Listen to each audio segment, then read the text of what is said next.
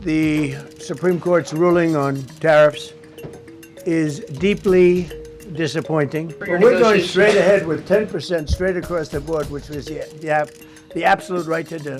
Taiwan came in, they stole our chip business, and now all those companies in Taiwan are building factories in Arizona, Texas, and various other places because they don't want to pay tariffs.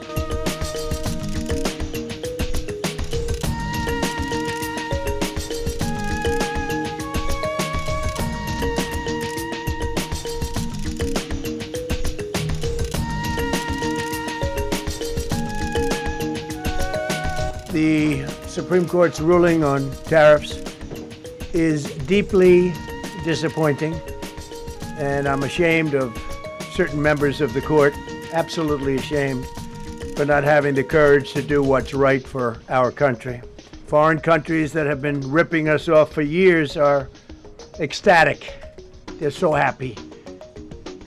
And they're dancing in the streets, but they won't be dancing for long, that I can assure you. Well, we're going straight ahead with 10% straight across the board, which was the absolute right to do. And that's taking place. That's a lot of money coming into our country. And then during that period of about 5 months, we are doing the various investigations necessary to put fair tariffs, or tariffs period, on other countries. So we're doing that period, but we're immediately instituting the 10% provision, which we're allowed to do. And in the end, I think we'll take in more money than we've taken in before.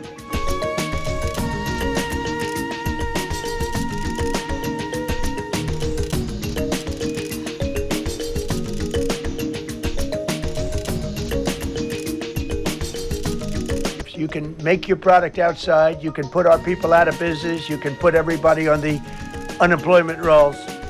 But if you're going to make a car in some other country, you're going to pay a 15, 20, 30% tariff. And those things would have never happened. We wouldn't have lost our business. Same thing with, as an example, Taiwan.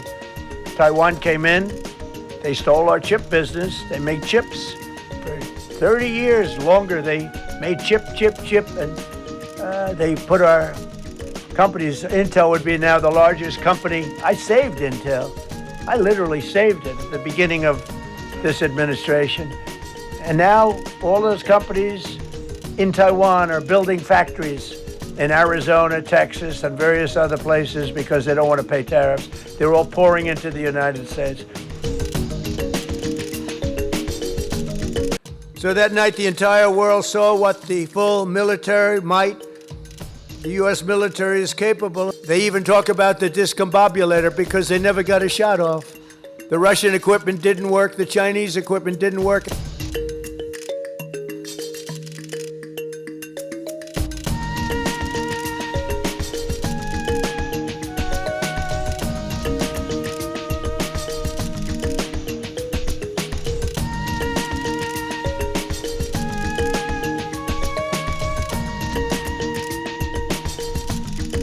Last month, we proved this truth once again when some of our greatest soldiers right here to ever live, frankly, successfully captured the outlaw dictator of Venezuela, Nicolas Maduro, and brought him back to face American justice, where he's now, right now, waiting.